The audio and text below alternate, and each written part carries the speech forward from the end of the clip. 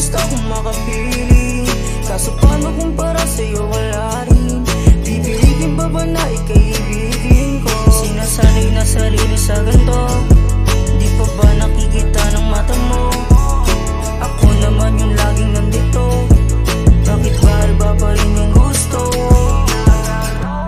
Di mawari kung mali, bakit ibigin at hindi